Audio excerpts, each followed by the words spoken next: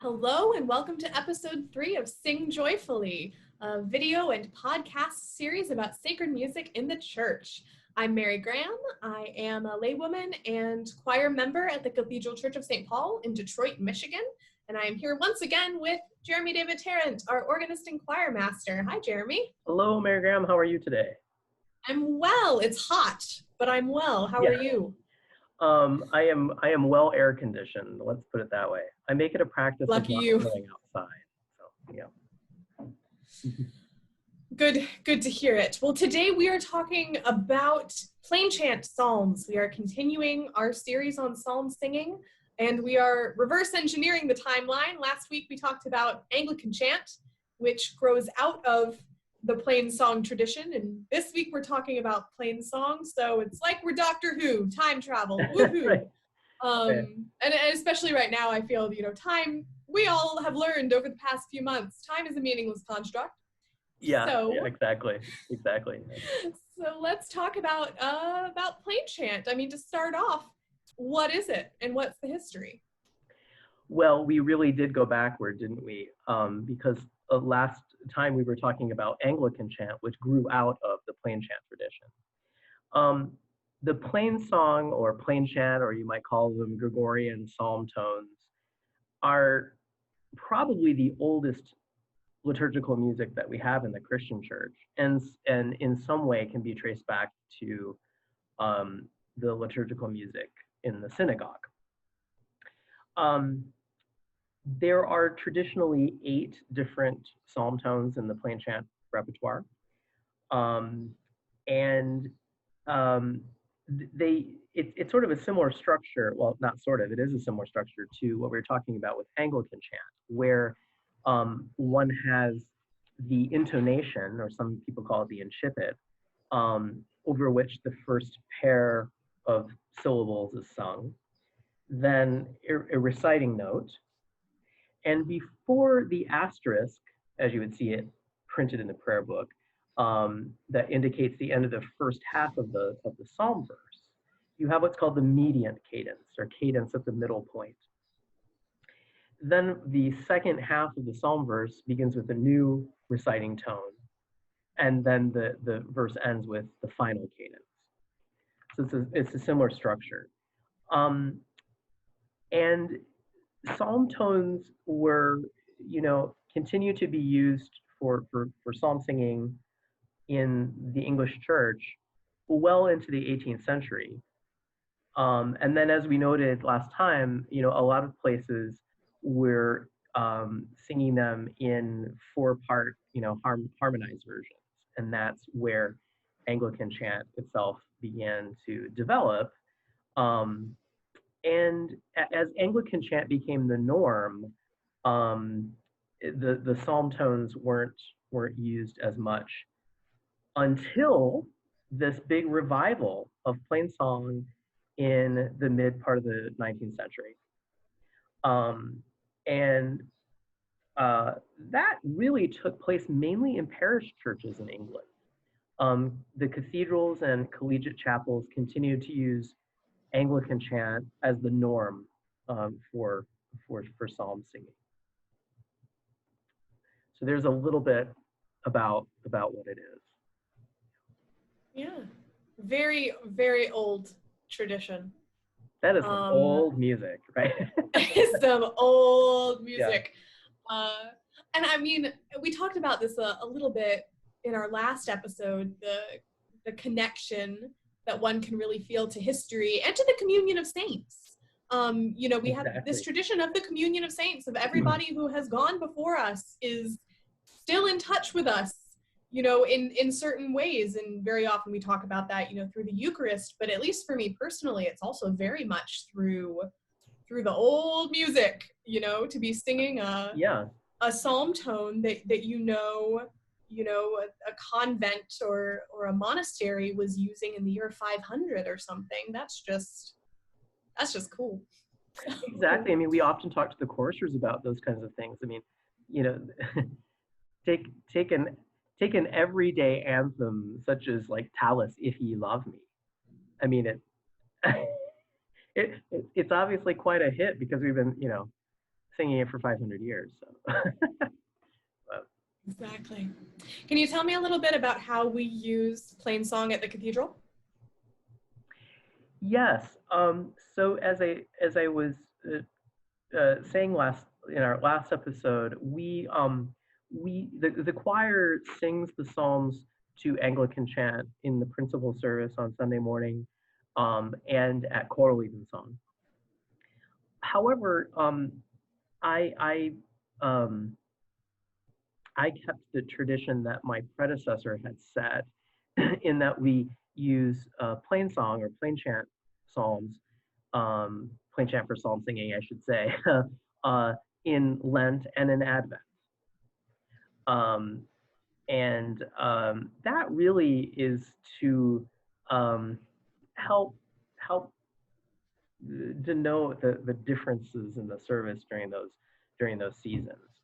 Right, well, because they are set apart, kind of. I mean, you kind of run yourself through the liturgical year. It's like, okay, you have Advent, Christmas, the season after Epiphany, Lent, Eastertide, an ordinary time. And anything that's not really, ordinary time or a festival season is Advent or Lent. And you're preparing for something. I mean, in Advent, we prepare for Christmas, and in Lent, we prepare for Easter. And so it makes sense to have that kind of stripped back, simpler, plainer maybe way of not to say that it's not beautiful.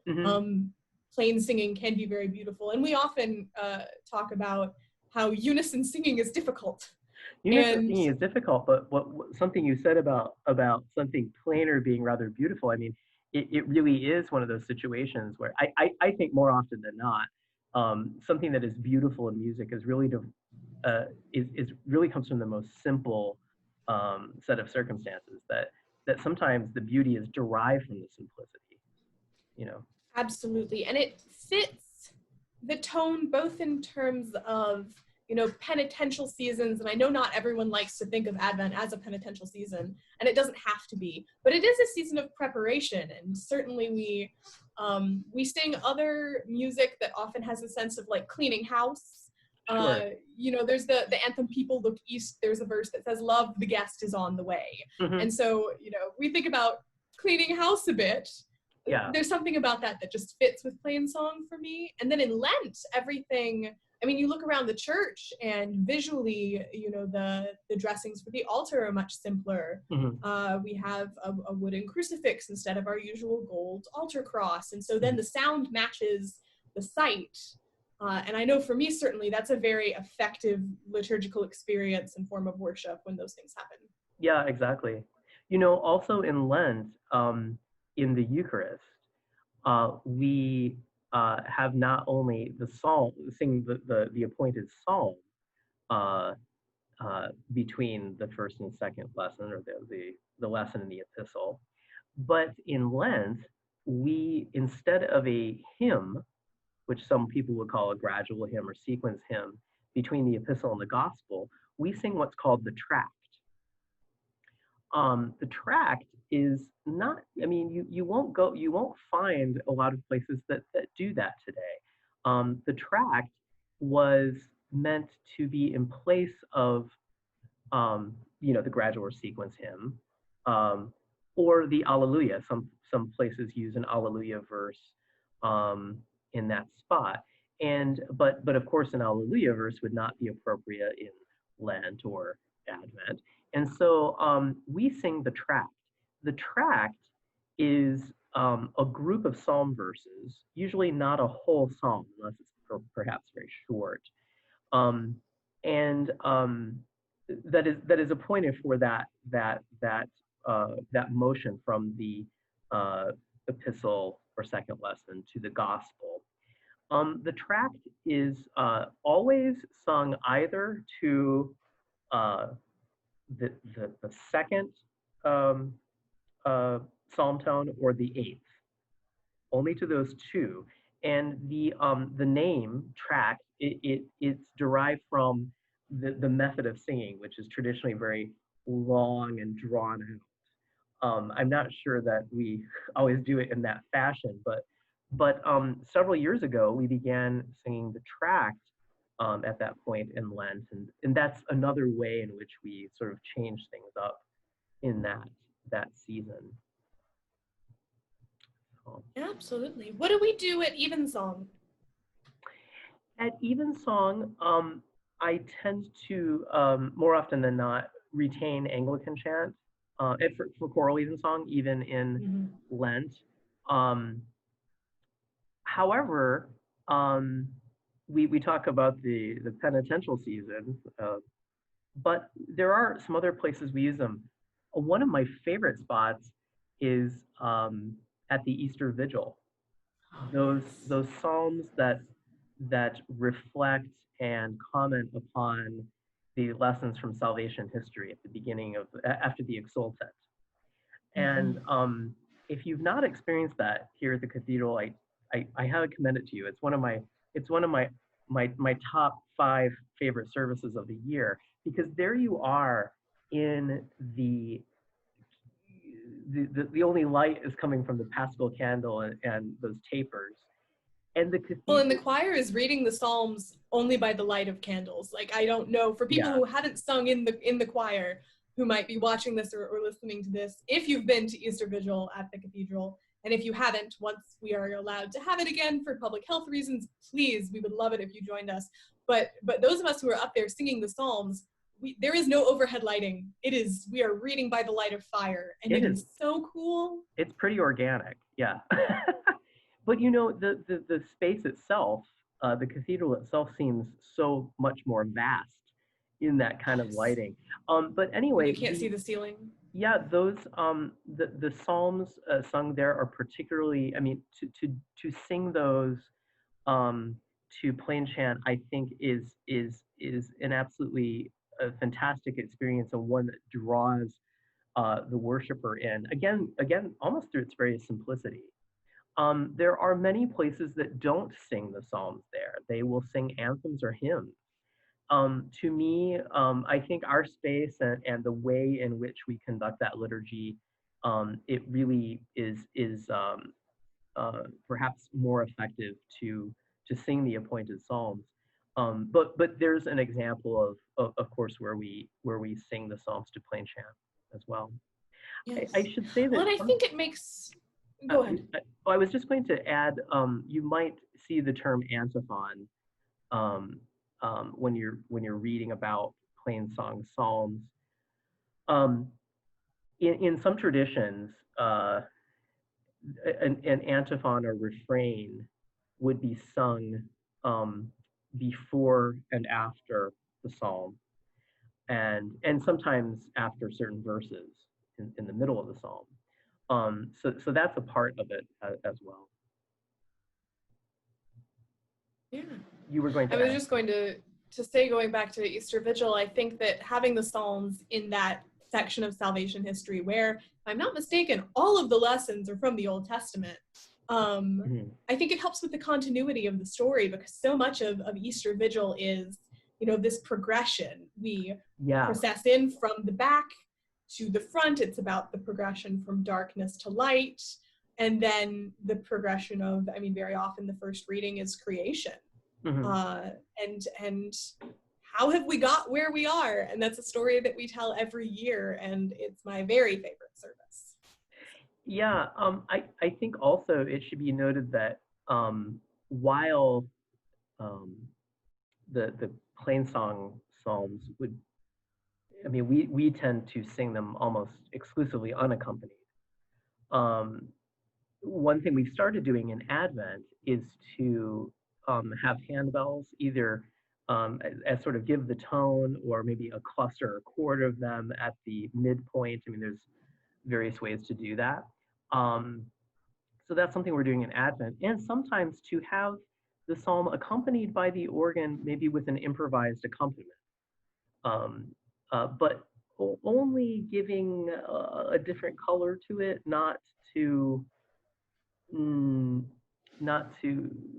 we're very conservative with those accompaniments, so that we're not drawing attention. It's not a distraction. Yeah.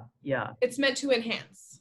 And I'm sure there are many other ways to do that, and I'm sure that perhaps the words of a particular psalm might inspire one to accompany it with a different instrument.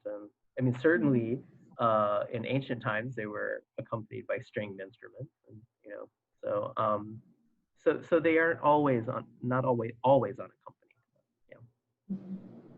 But it's also nice to have, I mean, it's in addition to the choral singing I do at the cathedral, I also enjoy shape note singing out of a book like the Sacred Harp, which, itself by design is unaccompanied. There can be something just very fulfilling about knowing that all you need to have is yourself.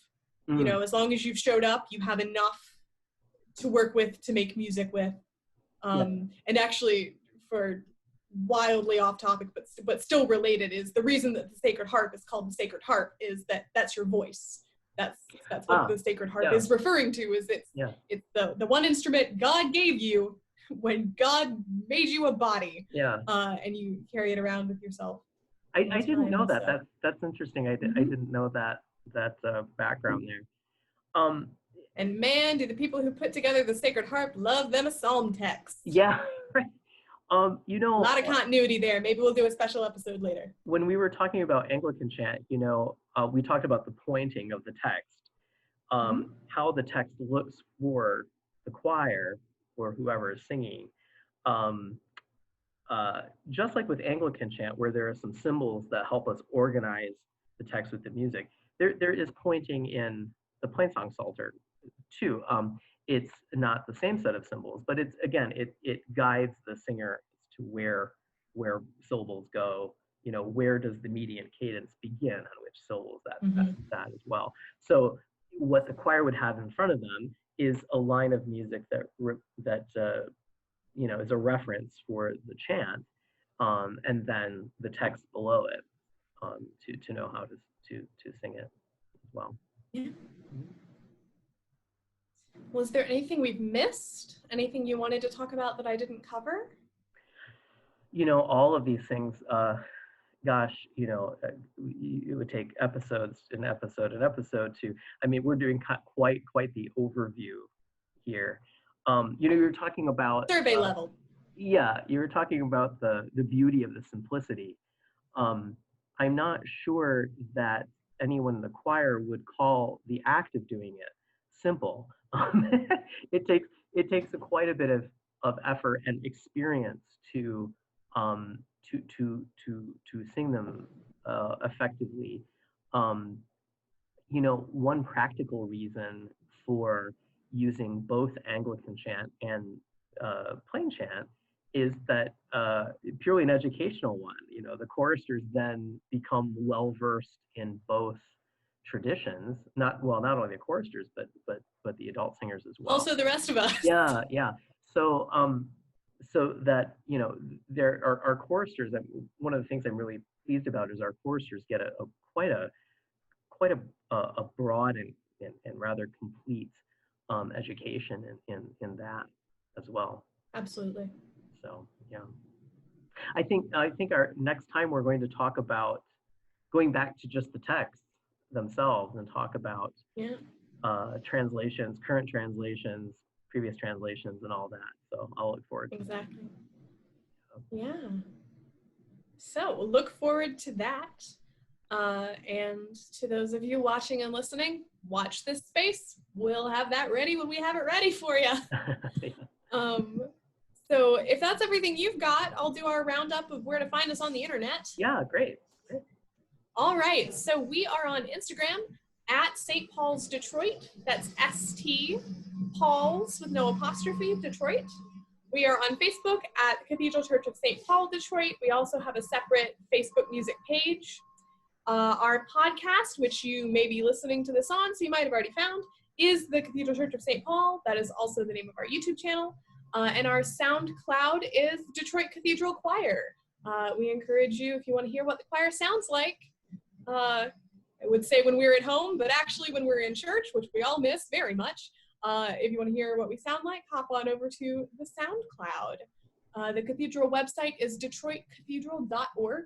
If you have a question you'd like us to answer, a topic you would like to suggest, you can email us That's music@detroitcathedral.org.